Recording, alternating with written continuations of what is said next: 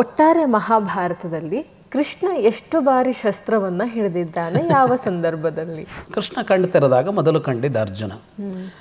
ಏನು ಬಂದಿದ್ದು ಅಂತ ಕೇಳಿದಾಗ ಇಬ್ಬರಿಗೂ ಒಂದು ನಿರೀಕ್ಷೆ ಇದ್ದು ಬಂದಿದ್ದೀವಿ ಅಂತ. ಶಸ್ತ್ರ ಹಿಡಿಯದ ಯುದ್ಧ ಮಾಡದ ನಾನು 2 ಭಾಗ ಮಾಡಿದ್ದೀನಿ, ಯಾವುದು ಬೇಕು ಅಂತ ಅರ್ಜುನ್ ಕೇಳಿದಾಗ ಅರ್ಜುನ ಕೃಷ್ಣನ ಆಯ್ಕೆ ಮಾಡ್ಕೋತಾನೆ, ಅವನು ನಾರಾಯಣಿ ಸೇನೆ. ಆಗ 2 ಸಲ ಕೃಷ್ಣ ಸಿಟ್ಟಾಗಿ ಚಕ್ರ ಹಿಡಿತಾನೆ, ನಾನೇ ಭೀಷ್ಮನ್ ಕೊಂದು ಬಿಡ್ತೀನಿ ಅಂತ.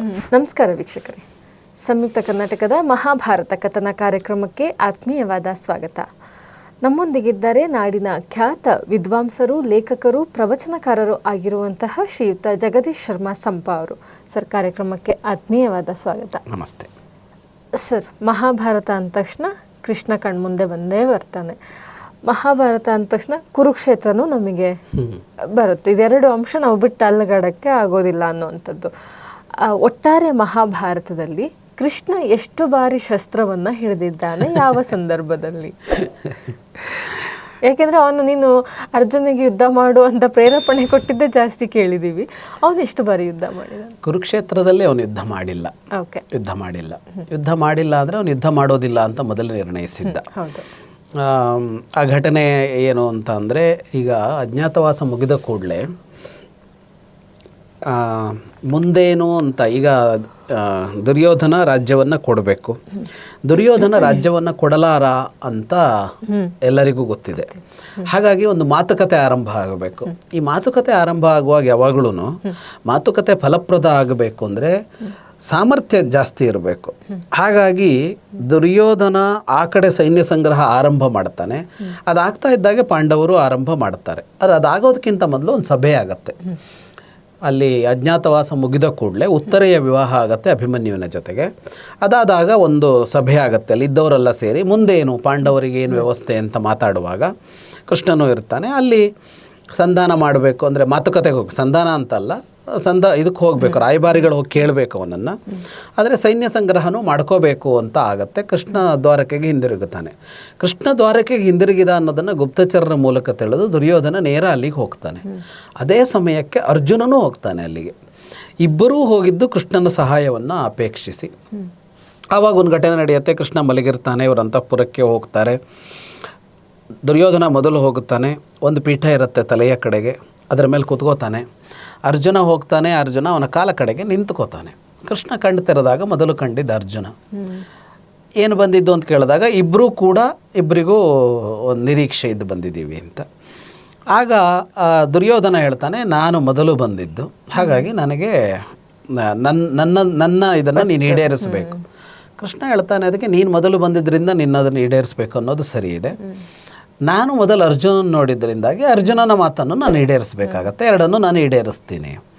ಆದರೆ ಮೊದಲು ಅವಕಾಶ ಅರ್ಜುನನಿಗೆ. ಯಾಕೆಂದರೆ ಕಿರಿಯರು ಮೊದಲು ಅಂತ.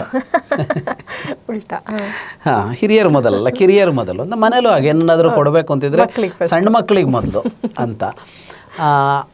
ಕಿರಿಯರಿಗೆ ಮೊದಲಾಗಿದ್ದರಿಂದ ಅವನಿಗೆ ಆಯ್ಕೆ. ನಾನು 2 ಮಾಡಿಬಿಡ್ತೀನಿ. ಒಂದು ನನ್ನ ನಾರಾಯಣಿ ಸೇನೆ, ದೊಡ್ಡ ಸೇನೆ.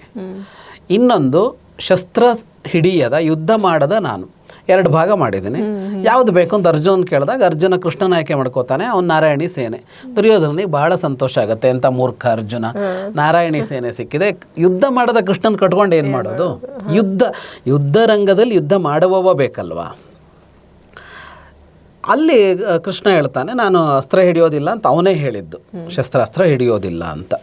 ಅಂದರೆ ಯುದ್ಧದಲ್ಲಿ ಭಾಗವಹಿಸೋದು ಬೇಡ ಅನ್ನೋದು ಕೃಷ್ಣ ಅವರ ನಿರ್ಣಯ ಆಗಿರುತ್ತೆ ಅಂತ ಗೊತ್ತಾಗುತ್ತೆ. ಯಾಕೆಂದರೆ ಅವ್ರು ಯಾರೂ ಯುದ್ಧದಲ್ಲಿ ಭಾಗವಹಿಸಿಲ್ಲ. ಕೃಷ್ಣ, ಬಲರಾಮ, ಪ್ರದ್ಯುಮ್ನ, ಅನಿರುದ್ಧ, ಕೃಷ್ಣನ ಮಕ್ಕಳು, ಸಾಂಬ, ಇಡೀ ಯಾದವರಲ್ಲಿ ಅವ್ರ ಸಂಬಂಧಿಗಳು ಯಾರೂ ಯುದ್ಧದಲ್ಲಿ ಭಾಗವಹಿಸಿಲ್ಲ. ಅವ್ರ ಸೇನೆ ಹೋಗಿದೆ, ಆದರೆ ಇವ್ರು ಯಾರೂ ಭಾಗವಹಿಸಿಲ್ಲ. ಹಾಗಾಗಿ ಅವನೇ ಕೃಷ್ಣನೇ ಹೇಳಿದ್ದು ಶಸ್ತ್ರ ಹಿಡಿಯೋದಿಲ್ಲ ಅಂತ. ಅದರಿಂದ ಕುರುಕ್ಷೇತ್ರ ಯುದ್ಧದಲ್ಲಿ ಅವನು ಶಸ್ತ್ರ ಹಿಡಿಯುವ ಪ್ರಸಕ್ತಿಯೇ ಬರೋದಿಲ್ಲ. ಕೃಷ್ಣನ ಯುದ್ಧಗಳು ಬೇರೆ ಇವೆ, ಅದನ್ನು ನಾವು ಭಾಗವತ, ಹರಿವಂಶಗಳಲ್ಲಿ ಸಿಗತ್ತೆ. ಸಾಕಷ್ಟು ಯುದ್ಧ ಮಾಡಿದ್ದಾನೆ, ಸಾಕಷ್ಟು ದುಷ್ಟರ ಸಂಹಾರವನ್ನು ಮಾಡಿದ್ದಾನೆ. ಮಹಾಭಾರತದಲ್ಲಿ ಅದು ಯಾವುದೂ ಇಲ್ಲ. ಅದರ ಉಲ್ಲೇಖ ಕೆಲವು ಕಡೆ ಬರುತ್ತೆ, ಕೃಷ್ಣ ಇಂಥವ್ರನ್ನ ಕೊಂದ ಅಂತ ಹೇಳೋದಲ್ಲ. 18 ದಿನದ ಯುದ್ಧದಲ್ಲಿ ಅವನು ಸಾರಥಿ ಅಷ್ಟೇ. ಆದರೆ 2 ಸಲ ಚಕ್ರ ಹಿಡಿದಿದ್ದಾನೆ ಅವನು. ಅದು ಯಾಕೆ ಅಂದರೆ ಮೊದಲ 10 ದಿನಗಳಲ್ಲಿ ಭೀಷ್ಮ ಬಹಳ ವಿಜೃಂಭಿಸಿ ಯುದ್ಧ ಮಾಡ್ತಾ ಇರ್ತಾನೆ, ಭಯಂಕರವಾಗಿ ಯುದ್ಧ ಮಾಡ್ತಾ ಇರ್ತಾನೆ. ಭೀಷ್ಮ ಅಪ್ರತಿಮ ಸಾಹಸಿ, ಅವನ ಎದುರಿಗೆ ಯಾರೂ ನಿಲ್ಲೋದಕ್ಕಾಗೋದಿಲ್ಲ. ನಿಲ್ಲೋದಾದ್ರೆ ಯಾರು ನಿಲ್ಲಬೇಕು? ಅರ್ಜುನ ನಿಲ್ಲಬೇಕು. ಏನು ಮಾಡಿದರೂ ಅರ್ಜುನ ಭೀಷ್ಮನ ಜೊತೆಗೆ ಗಂಭೀರವಾದ ಯುದ್ಧ ಮಾಡೋದಕ್ಕೆ ಸಿದ್ಧ ಇಲ್ಲ. ಸುಮ್ಮನೆ ಹೋದ, ಒಂದು ಏನೋ ಮಾಡ್ದ, ವಾಪಸ್ ಹೋದ, ಹೀಗೆ ಮಾಡ್ತಾನೆ ಬಿಟ್ಟರೆ ಭೀಷ್ಮನನ್ನು ಸಂಹರಿಸುವಂಥ, ಭೀಷ್ಮನನ್ನು ಸೋಲಿಸುವಂಥ ಒಂದು ಯುದ್ಧವನ್ನು ಮಾಡೋದಿಲ್ಲ.